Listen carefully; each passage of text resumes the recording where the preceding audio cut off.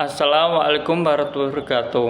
Kami dari kelompok 4 akan menjelaskan perancangan sistem manajemen teragerasi pada UKM penjualan es teh. Kenalkan, nama saya Muhammad Rian Prayogo. NIM saya 202553017. Perkenalkan, nama saya Prabowo Coksono dengan NIM 2025530008.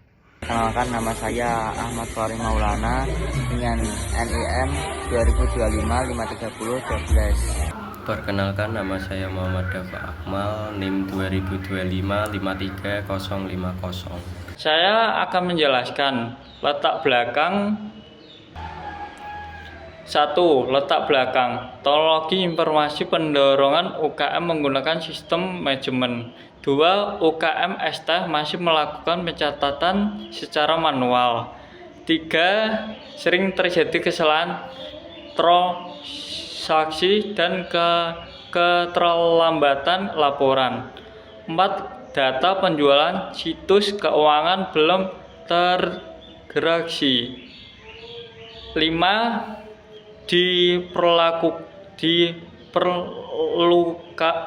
Diperlakukan sistem informasi manajemen terintegrasi. Selanjutnya saya akan menjelaskan profil organisasi es teh Sangat Jaya, merupakan UKM yang bergerak di bidang penjualan minuman basis teh. Usaha ini didirikan pada tahun 2022 oleh Bapak Muhammad Fauzi dan berlokasi di Jalan Raya Kudus, Not 45, Kecamatan Kota, Kabupaten Kudus, Jawa Tengah. Es teh Sangat Jaya menyediakan berbagai varian minum seperti es teh, teh manis, teh susu, teh lumer, dan tering dengan harga terjangkau serta bahan buka perluneran. Saat ini usaha memiliki 4 orang karyawan yang membutuhkan bagian operasi mulai dari produksi, penjualan hingga pengolahan persediaan. Seiring meningkatkan penjualan, pelanggan dan transaksi, diperlakukan sistem informasi manajemen untuk mendukung pengolahan usaha agar lebih efektif, efisien, dan terorganisir. Permasalahan yang dihadapi itu ada 5 poin. Yang pertama, pencatatan transaksi manual. Yang kedua, kesalahan data stok. Yang ketiga, laporan keuangan terlambat. Yang keempat, sulit memantau perkembangan usaha. Yang terakhir yang kelima, pengelolaan SDM belum terstruktur. Dan di slide berikutnya ada analisis kebutuhan sistem. Kalau yang kebutuhan fungsional itu ada banyak sekali dan saya akan menyebutkan satu persatu.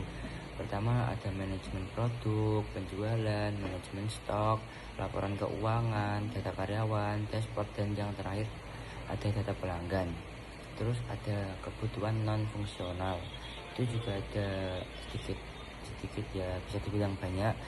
Yang pertama ada proses, kadang 3 detik atau lebih. Yang kedua ada ketersediaan. Yang ketiga mudah digunakan. Yang keempat dapat dikembangkan. Yang kelima bisa diakses desktop dan mobile. Di sini saya akan menjelaskan slide 9, yaitu diagram konteks. Diagram konteks menggambarkan hubungan antara sistem dengan pihak-pihak yang berinteraksi secara langsung. Pada sistem informasi manajemen penjualan es-teh terdapat 4 entitas luar, yaitu pelanggan, supplier, karyawan, dan pemilik usaha. Pelanggan memberikan data pesanan dan pembayaran kepada sistem. Kemudian sistem menghasilkan informasi berupa struk pembelian. Supplier memberikan data pembelian bahan baku, sedangkan sistem dapat memberikan informasi kebutuhan persediaan. Karyawan memasukkan data akuisisi dan transaksi penjualan, sementara pemilik menerima berbagai laporan sebagai bahan evaluasi dan pengambilan keputusan. Lanjut ke slide ke-10, yaitu ada DFD level 0. DFD level 0 menunjukkan proses utama yang terjadi di dalam sistem.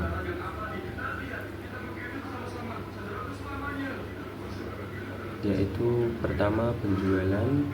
Proses ini digunakan untuk mencatat transaksi pelanggan, menghitung total pembayaran, dan menyimpan data transaksi. Kedua, ada persediaan. Proses ini berfungsi mengelola pembelian bahan baku serta memperbarui jumlah stok yang tersedia. 3. Pengelolaan SDM, yaitu digunakan untuk mengelola data karyawan, absensi, dan penggajian. Yang terakhir yaitu nomor 4, yaitu pembuatan laporan.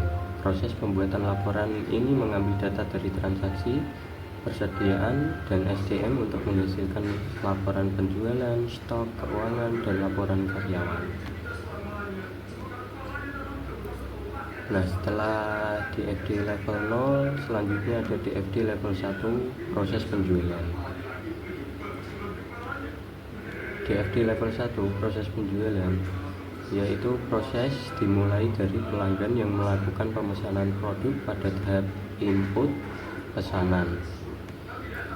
Selanjutnya, sistem menghitung total harga pembelian pada proses hitung total. Setelah itu, pelanggan melakukan pembayaran pada proses hitung pembayaran. Jika pembayaran berhasil, seluruh data transaksi akan disimpan ke dalam data transaksi atau di satu melalui proses simpan data transaksi. Data yang tersimpan nantinya digunakan untuk membuat laporan penjualan. Nah, pada slide ini menunjukkan DFD level 1, proses persediaan. Proses dimulai ketika supplier mengirimkan bahan baku dan datanya dimasukkan ke sistem melalui proses input bahan baku atau pembelian. Selanjutnya, sistem melakukan pemeriksaan bahan baku untuk memastikan jumlah dan kondisi bahan sesuai dengan pesanan. Jika sudah sesuai, sistem akan melakukan update stok sehingga jumlah persediaan terbaru tersimpan pada data stok atau D2. Dengan proses ini, ketersediaan bahan baku dapat dipantau dengan lebih baik. Oke, saya akan menjelaskan tentang DFD level 1, proses pengolahan SDM. Diagram ini menjelaskan bagaimana sistem mengelola data sumber daya manusia atau bisa disebut dengan SDM, mulai dari pendataan karyawan, absensi, hingga proses penggajian. Proses 3.1, input data karyawan atau admin memasukkan data karyawan baru. Data yang diinput meliputi identitas karyawan seperti nama, jabatan, nomor telepon, username, dan password. Setelah divalidasi, data disimpan ke data store D3 atau data SDM. Proses ini itu digunakan untuk menambah dan memperbarui data karyawan. Setelah itu, proses 3.2, absensi karyawan. Karyawan melakukan absensi masuk dan pulang. Sistem mencatat tanggal, jam masuk, jam keluar, dan status kehadiran. Data absensi kemudian disimpan ke dalam data SDM. Tujuannya itu untuk mencatat kehadiran karyawan sebagai dasar perhitungan gaji. Proses 3.3 itu penggajian. Sistem mengambil data karyawan dan data absensi dari data SDM. Berdasarkan data tersebut, sistem menghitung total gaji. Hasil penggajian disimpan kembali ke database sehingga dapat digunakan pada laporan. Lanjut ke DFT level 1, proses pembuatan laporan. Diagram ini menunjukkan proses bagaimana sistem membuat laporan yang nantinya akan diterima oleh pemilik usaha.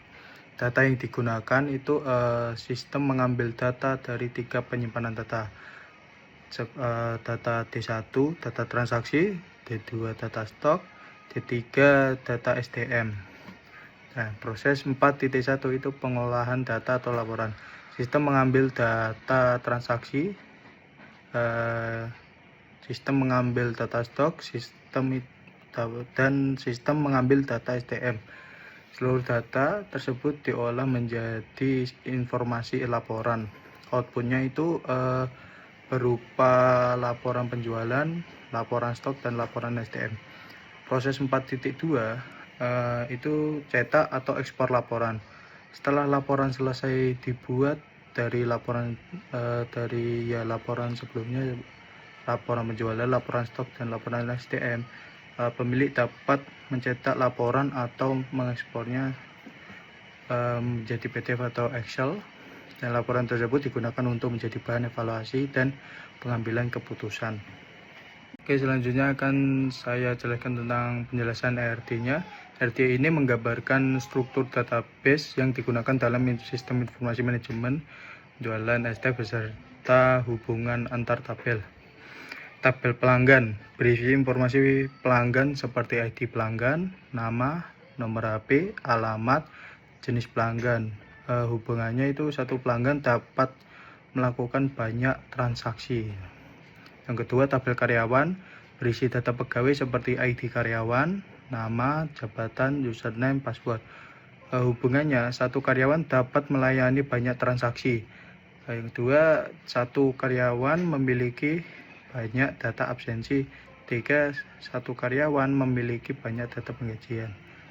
Yang ketiga, tabel transaksi. Itu menyimpan data penjualan seperti tanggal transaksi, total transaksi, metode pembayaran, dan status transaksi. Itu berhubungan dengan pelanggan, karyawan, dan memiliki banyak detail transaksi. Yang keempat, tabel detail transaksi berisi rincian produk yang dibeli, misalnya produk ST original, jumlahnya 3, harga satuan itu, dan subtotal. Satu transaksi memiliki banyak detail transaksi. Satu produk dapat muncul pada banyak transaksi. Yang kelima, tabel produk berisi nama produk, varian, harga, status produk. Produk memiliki hubungan dengan tabel resep produk. Selanjutnya ada tabel resep produk. Ini tuh menjelaskan bahan baku yang digunakan setiap produk. Contohnya es teh lemon membutuhkan teh, gula, dan lemon.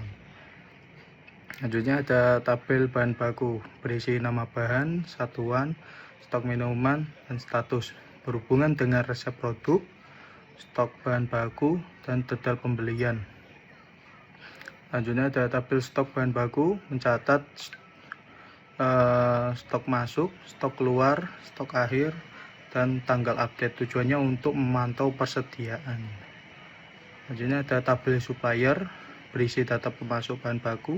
Satu supplier dapat melakukan banyak transaksi pembelian. Ini ada tabel pembelian mencatat pembelian bahan baku dari supplier berisi tanggal pembelian, total pembelian, status pembayaran. Selanjutnya ada detail pembelian berisi rincian bahan baku yang dibeli, misalnya gula 20 kilo, harga, dan subtotal. Selanjutnya absensi itu menyimpan tanggal, jam masuk, jam keluar, dan status kehadiran. Selanjutnya ada tabel penggajian, itu berisi periode gaji, jumlah hari kerja, dan total gaji. Dan terakhir ada tabel keuangan, menyimpan seluruh pemasukan dan pengeluaran perusahaan sehingga kondisi keuangan dapat dipantau. Selanjutnya untuk desainnya, slide halaman login.